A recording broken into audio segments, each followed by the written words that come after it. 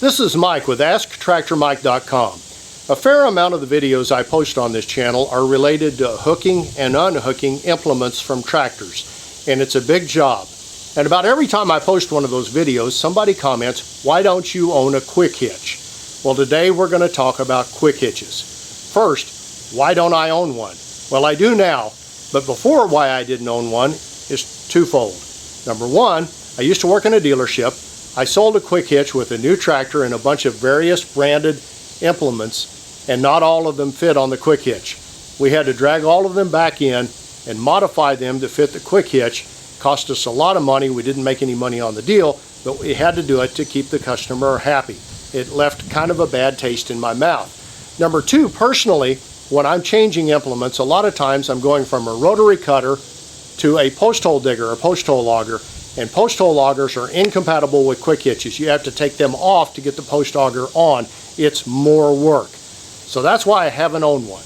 But I finally broke down and bought one. And this is what a quick hitch looks like. It goes on your tractor 3-point, and it's basically 3 claws that go under the implement and pick the implement up. And I'm going to make 3 points today about quick hitches. Point number one. When they work, they're amazing. This is the type of 3-point attachment that quick hitches really like. They like having the top link attachment out in the open, and there's a certain width that they like the lower pins. And I'm going to roll the video here of the first time I ever put the quick hitch on and backed up to my brush hog, and how easy I just lifted it up and it was right on. And there's a couple of over-center devices that you throw to keep it on. But the first time I hooked up, I was like, wow, this was amazing. Why have I never owned one before? So point number one, when they work, they are amazing. Point number two, what would keep them from working? And I'm going to talk a lot about this today. And we're talking about category 1 pins. And most tractors under 45 horsepower are category 1.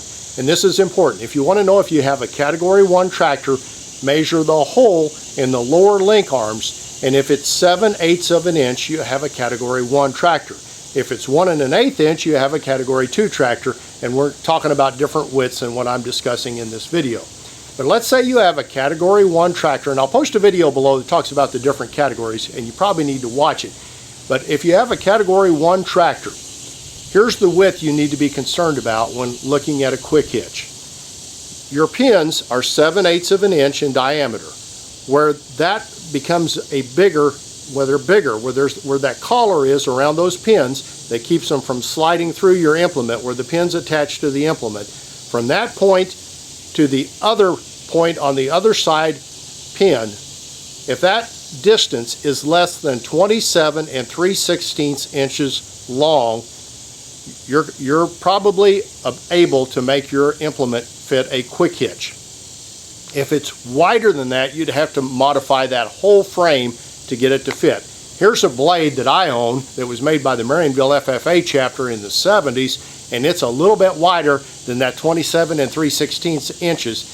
It won't work on a quick hitch without major modification.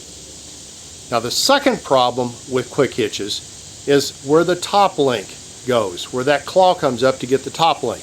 If there's bracing around where the top link goes, like on this rock rake, you have a problem.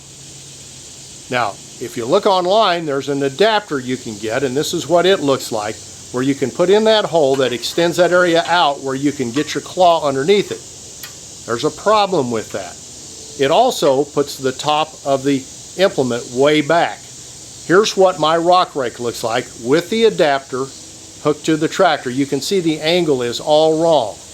Now, I could modify this rock rake by moving the bracket back at the top and cutting a big chunk out of that brace and putting the adapter on, but I really don't want to do that. That's more work than this is going to gain. I don't hook onto that rock rake all that often. So what I'm telling you, those two dimensions are really important: the width of your implement and how your top link mounts, and if there's anything around that, any obstruction to keep the claw from coming up underneath it, there's going to be a problem, and it's going to take some blacksmith work to get the quick hitch to work on your implements.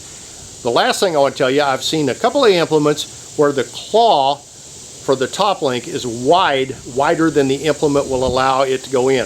If your top link just barely fits in the space allowed to put the pin in, then you may have a problem here as well.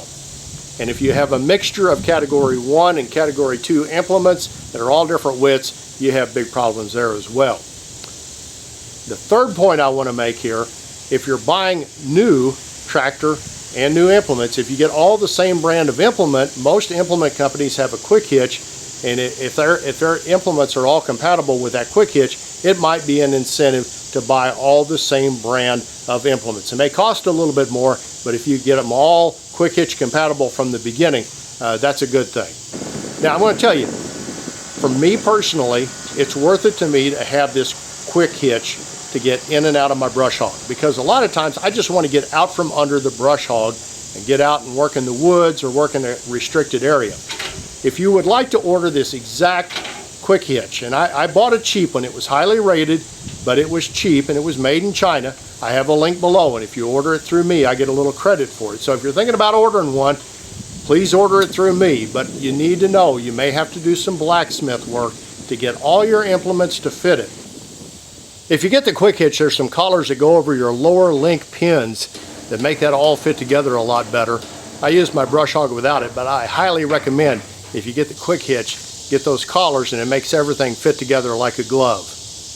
Now I'm going to tell you one last thing where it's really kind of nice if you have lower link arms that have the turnbuckles on them, where you have to tighten and loosen those turnbuckles every time to get in and out of your implements. It's really nice to have that quick hitch on the back there. You put it on once, tighten them up so it doesn't swing, and you're done.